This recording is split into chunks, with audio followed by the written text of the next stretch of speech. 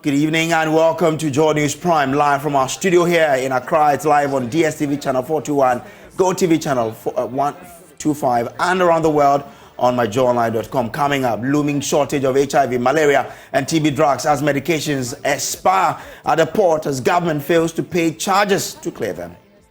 Some of these products have shelf life. I mean, 2 months, 3 months, 2 years, 3 years of shelf life, and they've already spent 1 year in the port. Also, minority in parliament demand that government settles debt owed ECG by hospitals to prevent their disconnection. In all necessary steps, including all options listed above, to ensure that no health facility is disconnected from the national grid during this revenue recovery exercise by the ECG. Also, producers and lovers of Kink in Teshi and Osu take on Minister for Food and Agriculture, who is convinced the price of a bowl of Kink is going down owing to the good work government is doing with the Planting for Food and Jobs program. Last year, they come over boil 2 cities song ni 3 bemi. Na bread price high. Ablenya bashitomo first school. Oh, abele price bi ana jilewa. Yeah, afie ne hu em no me come yenye ne hole. Oh, no me 2 cities talk about 3 cities.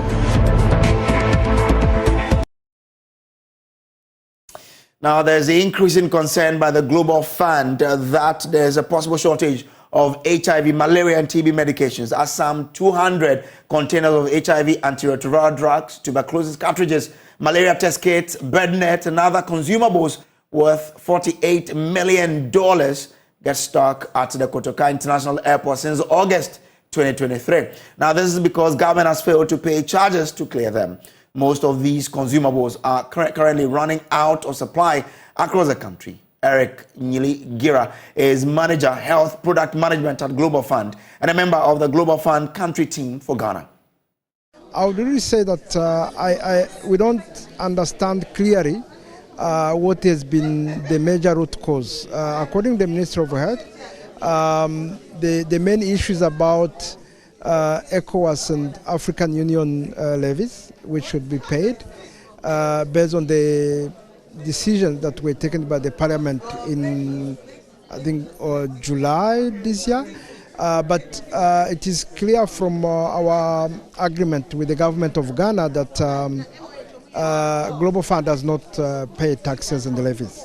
So this is something which has been unclear to us, and we continue to engage the Minister of Health to see how the situation can be addressed, because the beneficiaries are waiting for these health products, these life-saving products, which have been in the port for several months now. So we really hope that the leadership of this country will be able to address this problem as soon as possible, because not only we have issues around availability of health products, which translate into stockouts, but at the same time we are a big issue of expiry, because some of these products have shelf life. I mean, 2 months, 3 months, 2 years, 3 years of shelf life, and they've already spent 1 year in the port. What's the monetary value? The money that it's about it was around 40 million US dollars. Now it has reduced. I don't have the figure, but it's around between 35 and 40 million US dollars. Already, the Ghana Network of Persons Living with HIV says the lack of clearance has led to the shortage of antiretroviral and other essential drugs for its members. LC Aye is president of the network. We start receiving less than we are supposed to be receiving when we are implementing differentiated service delivery. And one of the components is multi-month dispensing, 3 to 6 months. You only give 1 month to the people who are newly being enrolled on treatments, so that they take 1 month, they come back, and then if there are any issues, those could be addressed. But we who are even virally suppressed are given 1 month. It means there is stockouts. I don't want to think that it will get to that. But we are going to develop resistance to the medication that we are taking. The viral loads that had been suppressed will now, increase. And once we stop taking our medications, the virus is not gone, it's suppressed, but they're hidden somewhere, but they are rendered ineffective. And once we stop taking the medications, like somebody says, hey, all clear sign, and then wherever they are, I don't know what energy they come out with so much force, they can easily just knock us down. And then the medication that is really very good for us, which over 90% of us are being taken, the first line medication, now will be rendered useless. So that is what it means. And then there's new infection, AIDS deaths. Right now we are virally suppressed. We don't have AIDS, and nobody wants to get to the AIDS stage. That is what we are calling for if we don't continue being on treatment. That is what is going to happen. Now let's get onto the phone lines now and speak to Samuel Hackman. He is Executive Secretary for Country Coordinating Mechanism for Global Fund. Thank you for joining us, sir. Do we know why still we haven't been able to clear the consignment from the port? Thank you so much, and good evening to your listeners. And yes, the question is $1 million one, because the Global Fund partnership with the government of Ghana dates back to 2002. And over the course of this period, this grant has come in handy for Ghana to utilize to support the health sector. It is difficult to understand what it is that is causing all these challenges of late. And what I can say about that is that essentially these commodities came, as Eric, my colleague from the Global Fund, rightly said, somewhere last year. And we've been alerting the Ministry of Health to take action to clear these commodities since. But little or no effort is being seen at that front. Part of these commodities were cleared somewhere in August, September, thereabouts, for the HIV group. But quite a substantial quantity of containers, close to about 239 containers, are still stuck at the port. And we all know that these commodities have shelf life. I mean, it's a disturbing issue, and that's why I want to understand what are the reasons that government has given as to why the state has allowed these containers to get stuck at the port without clearing. Okay, so the issues really relate to finance, because the Global Fund does not pay for taxes on the grant. We are not supposed to use the grant to pay taxes. And so the responsibility of the Ghana government is to ensure that once these commodities arrive, taxes are taken off, or the tax waivers for these commodities to enter the country for the people of Ghana to use. And so once these taxes remain, and the port and its other third parties are all looking for these payments to be made, then it is very difficult for the Global Fund to pay and clear these things. Hence, the delays at the port. So government is unable to waive the tax component to bring the cost of PSM down. So whatever amount which is in the budget to clear these things from the port can be used accordingly. The price of clearing these things have become so high because of the high burden of taxes which have been imposed on these commodities, which are largely free gifts from the Global Fund. But I mean, previously, what has been the arrangement? If these medications are brought into the country, are they cleared for free? What role does government play in here? Global Fund pays 1% of the total cost of the commodities in terms of its value and transportation. So this is budgeted for already in the grant. All that government does previously is to grant these commodities to, so to speak, free passage. whatever government needs to do in terms of negotiating with the agencies at the port and Ministry of Finance and what have you, that is done at the governmental level. So all that we see is that the goods are cleared. And these are based on the MOUs that the Global Fund has with the Ghana government. So it is very difficult, again, for us to understand what has changed currently, such that these essential commodities are being held in the name of not being able to pay because taxes have to be paid on these commodities. Have you approached the ministry? What's the response that the ministry has given? Well, the ministry remains our partner, and so they represent the Ghana government as far as the MOU with the Global Fund is concerned. All that we hear from them is that they are working on it. But as Eric rightly said, it has taken too long, and it's going to affect the viability, and most of the drugs, or the RDTs especially, may expire in the shortest possible time if we are unable to clear them from the port. Malaria ITNs are starting, and they are required to be distributed before the wet season begins. And all those things are in there, yet to be cleared. What are the implications for Ghana if we are still not able to clear these drugs? That, my brother, will damage the partnership between Ghana and Global Fund. And we don't want that to happen. The worst case scenario would be that the Global Fund may hold a grant from Ghana. They will withhold the grants from Ghana, but that is the last option where we don't want to get to. That's why we are appealing through all avenues to the government of Ghana and authorities at the MOF and MOH to expedite actions so we don't get to where we will all suffer the consequences.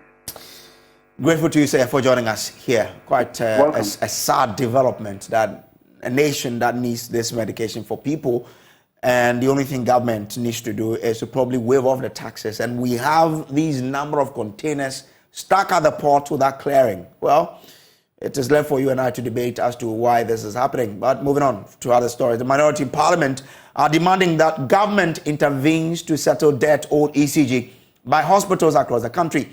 ECG has issued a demand notice to some hospitals across the country, including the Konfo Teaching Hospital, to settle their debt or be disconnected. Addressing journalists in Parliament, minority spokesperson on health, Kwabena Minta Kando, argued that any such disconnection will be disastrous and called on government to step in. Also in Parliament, the majority leader has been calling for a review of the conditions of service for MPs, while Communications Minister Osla Owusu Ekofol has been directed to brief MPs on a nationwide internet blackout. Parliamentary Affairs correspondent Kwekwa Asante has a wrap of events from Parliament. Several public health facilities across the country owe ECG several millions of Ghana cedis in debt due to their non-payment of their utility bills. The ECG has already served a demand notice on these health facilities, threatening to disconnect them if they do not pay up. The minority says government should step in and pay these debts. They should put in all necessary steps, including all options listed above, to ensure that no health facility is disconnected from the national grid during this revenue recovery exercise by the ECG.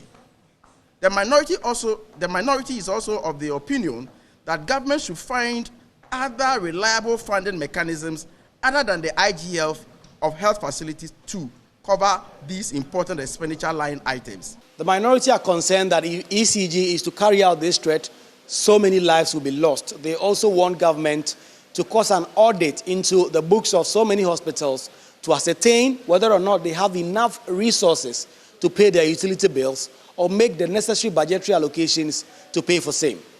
But still in Parliament, it's been 2 days of internet blackout, and so many mobile network operators are unable to provide internet service to their customers. And the minority in Parliament are demanding answers from the Communications Minister.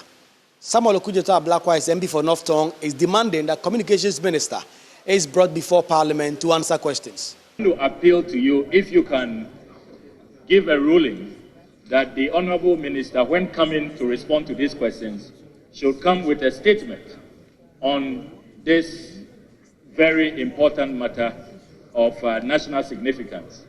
and what the government is doing to help restore normal. Member of Parliament for Asawasi Muntaka Mubarak says the communications minister should not have waited for MPs to make their demand before coming to Parliament to provide answers.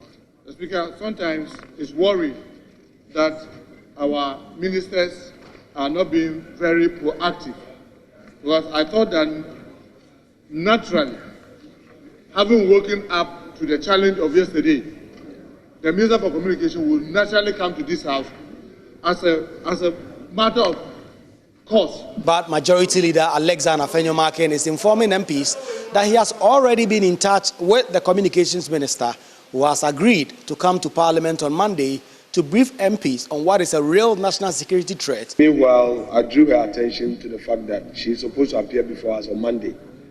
So the understanding was that she would come Monday instead and then do all together. So members, be assured that this will be done on Monday, so she will be here. Over the past few weeks, there have been several statements on the floor on the death of former members of Parliament and how they struggled in their last days. Members of Parliament have been reigniting the debate that there should be a relook of their conditions of service. Today, the Majority Leader, Alexander Afenyo-Markin, pressed the second Deputy Speaker, who presided over the House, to set up a committee to review the conditions of service of members of Parliament. And we must resolve and make it mandatory for the state to take care of us. It cannot be that we would always come into public service, you leave, and sometimes an MP is seen in public and is wearing slippers. People say you are corrupt. Meanwhile, you don't have anything. Your salary is next to nothing. Mr. Speaker, I was better off in private practice. But the second Deputy Speaker will not acquiesce to this demand. According to him, the House Committee of Parliament is already seized with this matter and should not be stampeded into actually making any recommendations. He says later on, if the House Committee makes any recommendations to the House and there's the need to set up a special committee, they will do so. MPs are set to go on break for Easter next week, Wednesday, and already there's a number of key issues that they have to deal with, including the District Assembly's Commons Fund, as well as the allocation to the National Health Insurance Authority. Next week will be quite a busy week in Parliament, when MPs would have to trash out all these issues before they go on Easter break. Reporting for Joy News, Kweku Asante, Parliament House, Accra. Now, also Foreign Affairs Minister Shirley Ayeko-Botchwey has defended her decision to issue a diplomatic passport to a member of the National Cathedral Board of Trustees, Victor Kusi-Boateng, also known as Kwabena Edu-Gyamfi. Victor Kusi-Boateng has been part of a raging controversy about the National Cathedral project, which has since stalled. Samuel Okudzeto-Ablakwa, who asked the question in Parliament, has made a number of revelations, including the double identity of Victor Kusi-Boateng. Shirley Ayeko-Botchwey says the diplomatic passport issued to the Reverend Minister is necessary to assist in travel around the world to raise funds for the National Cathedral. The three applicants who requested are supposed to be trustees of the National Cathedral of Ghana. And the passports enable them to go out and engage on behalf of the National Cathedral of Ghana. Engage with, to do fundraising, as I'm sure we all heard about, as well as engage with people who will assist to ensure that the cathedral is built. So stakeholders, that is my understanding, and that is why it was issued to them.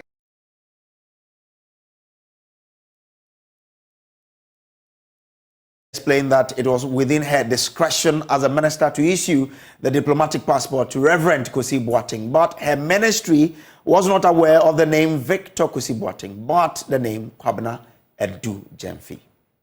Section 614 confers discretionary powers on the Honorable Minister to form an opinion whether an applicant is a prominent citizen or a high public official proceeding abroad and would require a diplomatic passport to facilitate such travels.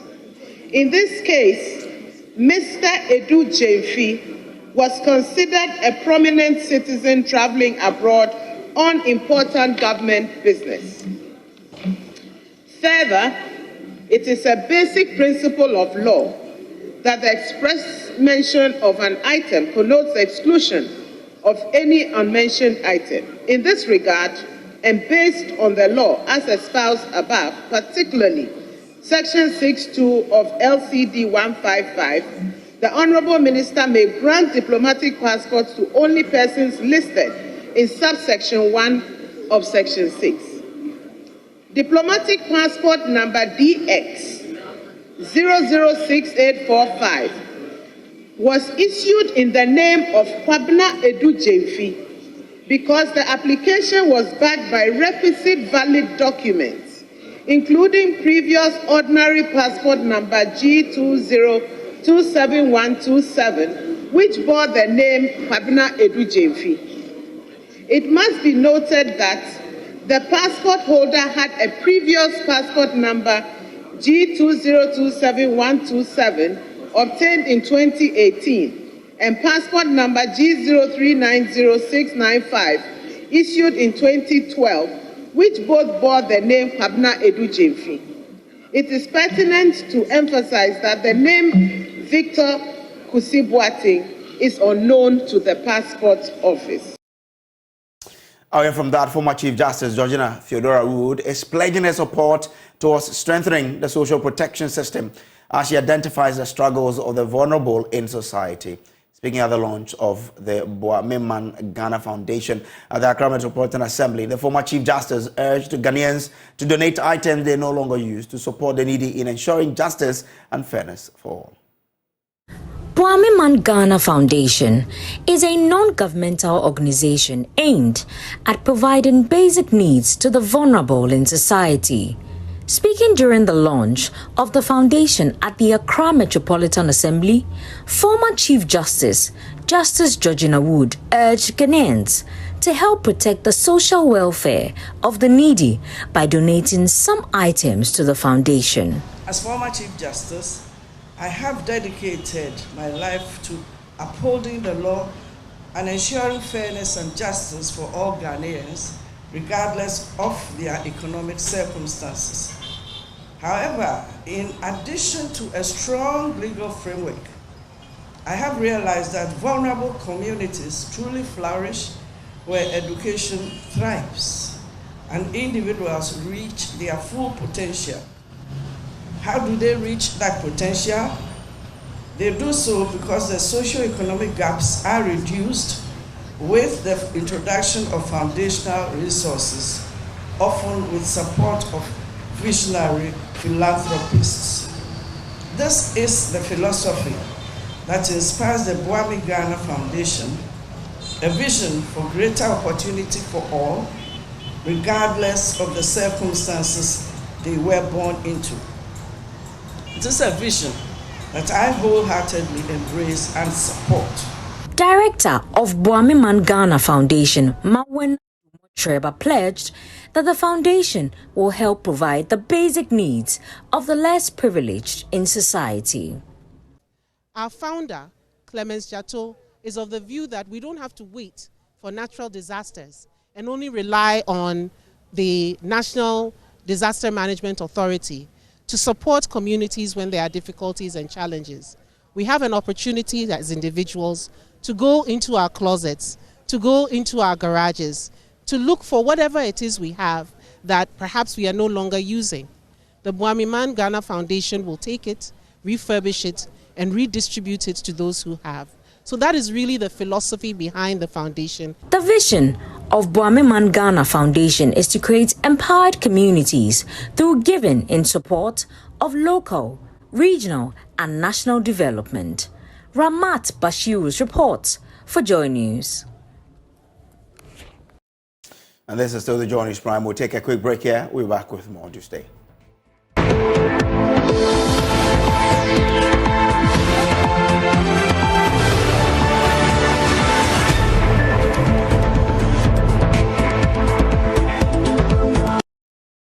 Welcome back from the break. Now, producers and Kink enthusiasts in Teshi and Osu challenge The Minister for Food and Agriculture, Brian Achampon's assertion that Kink prices are decreasing due to government's efforts under the Planting for Food and Jobs program.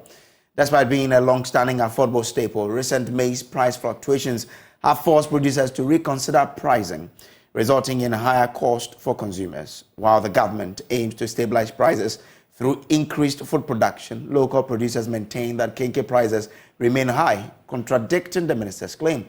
My colleague Michael Ashale has the rest of the story. Okay, there's a lot of maize out there, indeed, maize in the system, and that is why price of maize is not going up. And indeed, for the first time, you see that the price of Kinky, which never happens, is actually going down. We are on the ground. That is the Minister for Food and Agriculture, Brian Achampon. He highlighted two key points. First, a decrease in the price of a bag of maize, and secondly, a reduction in the price of a ball of Kinky. We are now in Teshi to assess the truth in that particular statement. We start from the Kinky factory run by twins, Akwele and Akwoko Akita. Today, Akwoko Akita is in charge of the Kinky business. Without hesitation, she walks me through the various sizes of Kinky available along with their corresponding price tags. Come here, in your hall. 4. Okay. 3 cities, 4 cities. Okay. So she tells me she sells the Kinky 3 cities and 4. So if I'm 3 cities no, okay, 4 cities no. Or be an technology or be 3 cities. 3 cities no, you'll be. So this is 3 cities. Okay.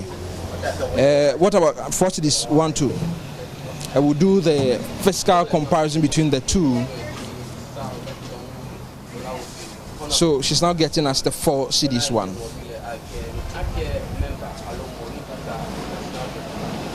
Interesting. Well, from what it looks like, they're both almost the same. Wait, Ona. Echo chief, echo. So I feel like I could ask no coffee. Well, with the naked eye, it appears that both looks almost the same. But she just told me that the weight is different. In the kitchen, Akwele Akita, in the company of other family members, busily rolls the condo into balls. She disputes the minister's claim that the price of a bag of maize is down. Price high.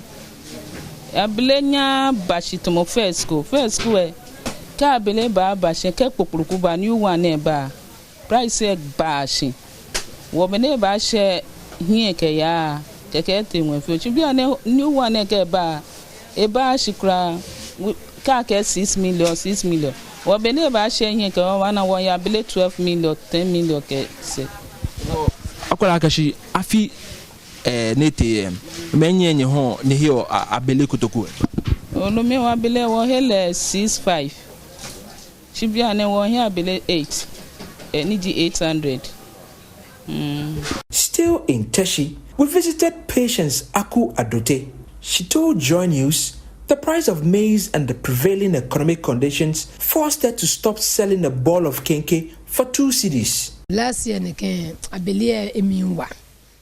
She was mommy na kan me wo come ball 2 cedi. She no na ka bele jala wa bon le 3 ke 4 ball. Me he wo me ko ge ba ne ge ba ka le aka ball 2 e olololo. She ko wie enyo e yo na kan. Okay, so she tells me that because of the increment in the price of the bag of maize, they've had to do an important exercise to investigate whether the people are going to accept the new prices that they've been forced to sell their Kinky at. Well, they started from 2 cities, which was a year ago, managed to get to 3 cities. From Teshi, we moved to Osu. Just maybe, the price of Kinky had fallen there. Let's put that to a test. We're currently on Osu. Let me find out from this woman how much she's selling a ball of Kinky now. Come. 3 cities. 2 cities no be me. Feminine. What? Nibi Jalawa. Ni manage. Yes. Wow. About 4 cities, 5 cities. What Niponian Bonmodio na ke 3 cities. So, I mean, they tell me that I won't get a ball of Kinky for 2 cities. The same ball of Kinky that is sold for 2 cities just a year ago is now being sold for 3 cities. And that's even the cheapest you find in the area. Esther Mate runs this kinky house. Yeah, I feel no who am you no come here in your hole. Oh, no me 2 cities to walk about 3 cities. Mini oh, Benny Vigilewa. Maybe to mini. Oh, Naka Abele, Danny TNT Lehun, or I knew, or pay workers Lehun, no back calculating them a fair OGM. For kinky lovers, the price change won't deter them from purchasing. However, they feel the strain of paying an extra cedi for the same ball compared to before. Many ball come in and I'm about 50 pesos. First the 30 pesos, I got about 50. I got about 50 and 50 pesos. I got about 2 cedi. First of all, I got 2 cedi and no, she didn't be taken when you feel 3 cedi. Wait, how much kinky did you buy? 4 cedis. 4 cedis. Is it big enough? I'll manage. I mean, how long have you been eating kinky? Oh, quite long. A year ago, 3 cedis was just enough for you. Yeah. But now it doesn't appear that 3 cedis. No, not at all. But now your 4 cedis is fine for you. Not really fine, but I'll manage. Okay. But have you bought kinky outside of Teshi before? Yeah. How much do they sell at 4 cedis too? Yeah, others even sell it at 5 cedis. 5 cedis. Yeah. Kinky prices seem to be more affordable in Teshi and Osu compared to other communities where it is selling for 5 cedis per ball. However, overall, the price of kinky remains high, and producers don't plan to reduce it anytime soon, as long as economic conditions stay the same. Thank you. So, if you don't have 11 Ghana cedis at least, you're not eating the simplest or cheapest of kinky and fish. For Joy News, Michael Ashale. Well, LSA Headquarters is brought to you by Petrosol, your clean fuel in full quantity, and Chartered Institute of Management Accountant and the American Institute of Certified Public Accountant together as the Association of International Certified Professional Accountant. Election headquarters for an informed electorate. Please stay tuned in. Now, flag bearer of the National Democratic Congress, John Mahama, has reviewed plans to establish a national fintech strategy with the goal of curtailing technology-induced fraud in the banking, insurance, and investing ecosystem. The strategy will be drawn with the involvement of stakeholders in the fintech ecosystem. It is among strategies that the NDC intends to roll out to improve the benefit of financial technology to the economy. Addressing players in the fintech sector at a meeting in Accra, Mr. Mahama assured of implementing laid-out program to improve the sector. As digitalization gathers momentum, we risk leaving behind a section of the financial service industry due to unequal access to digital resources. The resources required for developing, delivering, and managing digital financial services prevent some specialized deposit-taking institutions, insurance companies, investment companies, and pension service providers from being responsive to their customers. Certainly, the inability of these entities to tap into the benefits of digitalization will deprive the financial service industry of the full benefits that digitalization offers. To address the technology gap, the next NDC government will actively encourage fintechs to share infrastructure in a cost-effective manner. Ladies and gentlemen, finally, within the context of our national fintech strategy to be co-created with you stakeholders, we shall implement an electronic Know Your Customer (EKYC) system and digital passporting or credentials, pursue fraud monitoring, and set up a blacklisted persons database.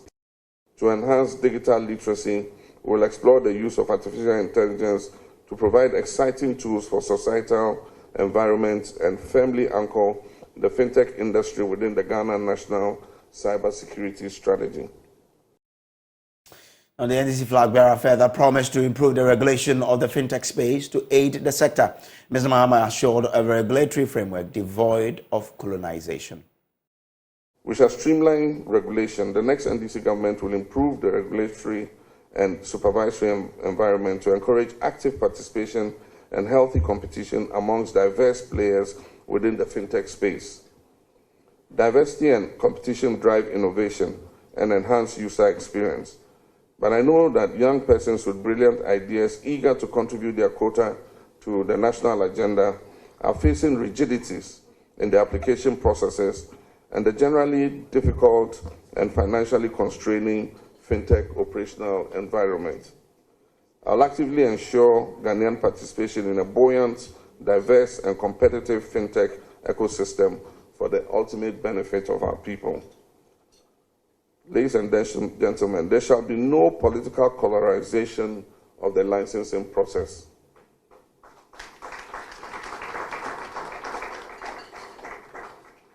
Your license as a fintech is a badge of approval that permits you to provide a regulated service trusted by the public, and it should be cherished. Nevertheless, the cost of compliance are too heavy on entities whose platforms provide services that cut across different regulatory jurisdictions, such as insurance, payments, pensions, savings, credits, and investments. To resolve this, a more collaborative regulatory regime facilitated by technology will be implemented to bring greater innovation, dismantle needless dependencies, and provide efficiency and affordability. Mahama has promised to establish an innovation hub and a $50 million growth fund for the fintech space in the country. Mr. Mahama emphasized the funding will help grow the sector and create jobs for the youth. We shall set up an innovations hub and a $50 million growth fund. Read my lips. We have the experience of doing it. We did it for the pharmaceutical industry. At the time, $10 million was a lot of money. We gave them $10 million to scale up and put in new production lines. And that enabled them to start exporting their drugs to our neighboring countries for the first time, Sierra Leone, Liberia, Burkina Faso, and others. And so when I say we'll do it for the fintech industry, I mean it. And so it says the next NDC government will in addition promote and nurture innovation hubs through public and private partnerships to harness technology to address Ghana's development challenges. Working with partners, we shall establish a $50 million fintech transformative growth fund to address the teething financial needs of Ghanaian-owned fintechs. Under the policy, fintech innovators will be groomed to be technology entrepreneurs, build businesses on their innovations, attract investment, and most of all, create jobs. A separate body of eminent persons would administer the fund per the standards of transparency, fairness, and equal opportunities and merit. That means the body is not going to be political. We're going to get respected group of trustees to manage the fund and consider how the fund is applied. Election Headquarters was brought to you by Petrosolio Clean Fuel in full quantity and Chartered Institute of Management Accountant and the American Institute of Certified Public Accountant, together as the Association of International Certified Professional Accountant. Election Headquarters for an informed electorate. Now from the elections, the Conference of Heads of Basic Schools is asking the government to promptly pay the utility bills of basic schools to reduce the burden on school authorities. The conference says its members who are indebted to utility service providers have had water, electricity and sanitation services truncated following the government's failure to settle the bills. Ashanti Regional Chairman Christopher Barnier tells Joy News the failure of the government to absorb the utility bills of basic schools, as has been the case with second cycle schools, amount to neglect. Ohim Interior reports. The Conference of Heads of Basic Schools cites the delayed release of capitation grant, infrastructure deficits, lack of textbooks, especially for kindergarten pupils, and unhygienic sanitary facilities as some of the pressing needs of basic schools. They also cite high insecurity as well as encroachment of school lands among challenges. COPS accuses government of paying too much attention to second cycle education at the expense of basic level. Ashanti Regional Chairman Christopher Barnier, while addressing members at a regional executive committee meeting, asked the government to ease basic schools from the burden of high utility bills. Our schools are grappling with significant infrastructure deficits that affect the overall learning experience. Examples include poor toilet facilities in our schools, the need for painting and renovation of school buildings. Additionally, There is a dire need for essential furniture, such as tables and chairs for both learners and teachers. We implore the government to recognize the pivotal role that adequate infrastructure plays in creating a conducive learning environment. The standard-based curriculum has been in use for 3 years. The non-supply of textbooks for junior and primary schools is affecting the basic schools. Urgent intervention is needed to address this shortage. Schools are burdened with the challenge of paying utility bills, adding strain to their financial resources.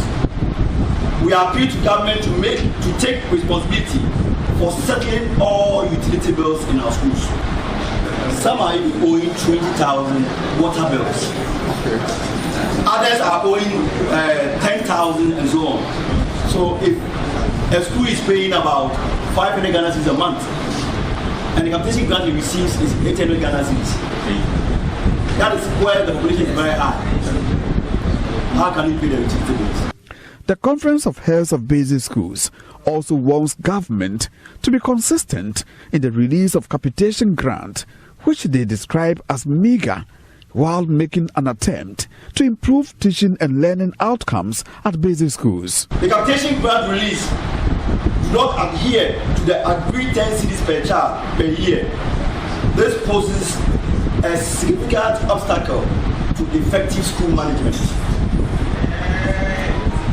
On Gallop grants extension, we strongly advocate for the extension of Gallop grants to all schools nationwide. Meanwhile, the group is proposing a meeting with the Education Minister to address their concerns. From Kumasi, for Joy News, I'm reporting.